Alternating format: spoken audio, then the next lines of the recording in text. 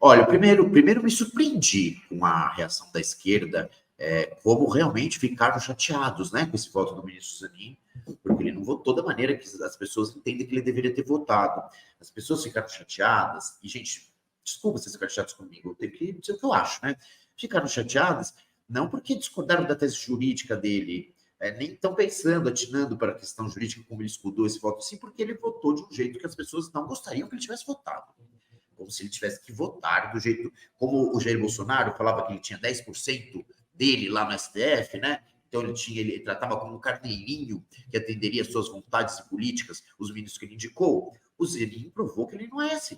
Né? O ministro do STF, né, porque ele foi indicado, ele tem que votar do jeito que ele entende que tem que votar. Né? Ele ninguém tem que tutelar ministros. Né? Falar, ou ele vota do jeito que eu gosto, ou senão ele é ruim. Já falando que foi... Discordei até do dedo podre que a gente colocou aqui. Eu realmente sou uma opinião minoritária, né? Mas tem que exercê-la. Agora, veja, de onde que vem isso? É um recurso extraordinário. Então, estava tendo um julgamento de um cidadão, em 2011, se não me engano, e esse cidadão, ele foi preso com 3 gramas de maconha. 3 gramas de maconha, gente, o cara foi preso. Aí, o caso chegou até o STF, nesse RE, recurso extraordinário. O ministro Gilmar Mendes, ele deu o voto dele, o primeiro voto, foi em 2015. Em 2015. Ficou parado até agora. Esse cidadão está respondendo um processo penal desde 2011. Desde 2015, o STF está sentado em cima. Olha o tempo que demora e o cara fica lá respondendo processo penal. Isso é indizível e é indigno demais, por causa de 3 gramas de maconha. Mas veja, então, o recurso extraordinário que foi levado ao STF, ele tinha uma tese. A tese de que o artigo 28 da Lei de Drogas não teria sido recepcionado pela Constituição Federal.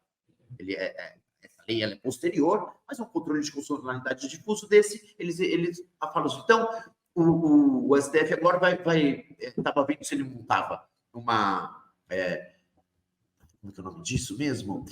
Uma tese de repercussão geral. Nós vamos julgar isso agora e vamos decidir se o artigo 28, de fato, foi recebido ou não pela Constituição. O artigo 28 da Lei Antidrogas. Eu vou ler o artigo 28 da Lei Antidrogas. Quem adquirir, guardar... são penas, né? Essas pessoas vão incorrer em crime.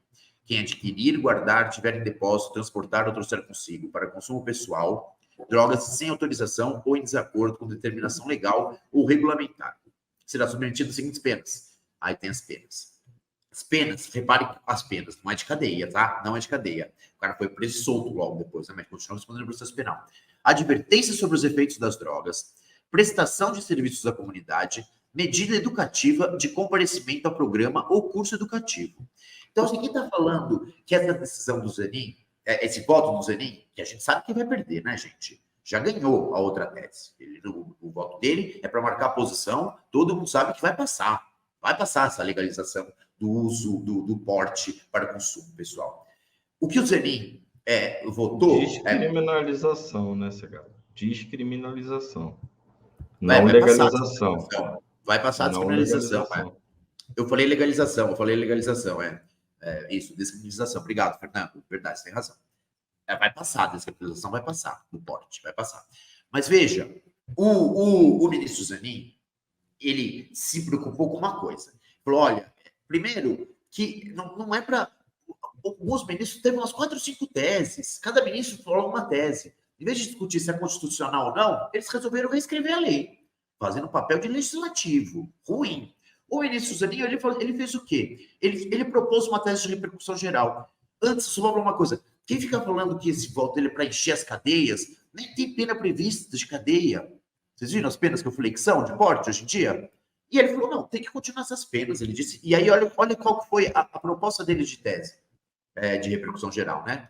É constitucional o artigo 28 da Lei 11.4.343, a Lei de Drogas, e para além dos critérios estabelecidos no parágrafo 2º do artigo, para diferenciar o usuário de maconha do traficante, o tribunal fixa como parâmetro adicional a quantia de 25 gramas ou 6 plantas fêmeas para configuração de usuário da substância, com a possibilidade de reclassificação para o tráfico mediante fundamentação exauriente das autoridades. Eu entendo, eu discordo. Eu concordo mais com a tese do ministro Fachin. Cada um deu uma, viu? Não vou falar de todos os votos, mas eu discordo. Agora, Eu consigo ver esse problema todo que o pessoal está vendo. O mais importante ele fez, estabeleceu um valor de 25 gramas, porque hoje em dia é considerado tráfico se você é pobre e preto. E aí tem 3 gramas, ou 5 gramas, ou 10 gramas. Se você é rico e branco, você pode ter 100 gramas e vai ser para uso pessoal. Então agora ele estabeleceu. Não é mais a cor da pele, nem o tamanho do bolso que define se você vai ser enquadrado como traficante ou se você vai ser enquadrado como usuário. Estabeleceu o seu limite. Se você for enquadrado como usuário, ele entende que não é constitucional. A tese da constitucionalidade desse artigo é muito duvidosa. Ela diz que é inconstitucional porque a Constituição ela prevê que você tem liberdade de fazer as coisas que não atrapalham os outros. Toda essa lei de drogas, ela toda é norteada pelo sentido de que quem usa drogas, você pode discordar dela ou não, mas quem usa drogas está colocando em risco o resto da sociedade. Então, não é uma questão de foro íntimo só. Eu não acho que é inconstitucional. Eu não acho que é inconstitucional. E eles estavam discutindo a constitucionalidade. Eles não estavam querendo criar uma lei nova para liberar ou não. Eles têm esse poder. O poder legislativo é o poder que cria leis, não eles. E ele entendeu que é constitucional. Ele entendeu que é constitucional. Eu não vejo por que essa braveza toda. Outra, o julgamento do furto famélico, do furto famélico, aquele R$100, né?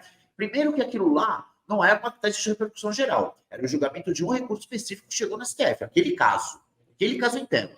Ele não estava fazendo súmula, vinculante, nada. Ele estava decidindo aquilo. E ele entendeu que aqueles R$100 não caracterizava furto famélico. Aqueles R$100 daquele caso não caracterizava furto famélico. Eu não vi o caso direitinho, mas tem furtos que são de R$50 que podem ser famélicos. Tem furtos que podem ser de R$20 e não ser famélico. Não é simplesmente só o valor. Então ele entendeu que aquele caso lá, os R$100, não era famélico e pronto. E você pode discordar da tese do cara, mas eu queria tutelar o ministro.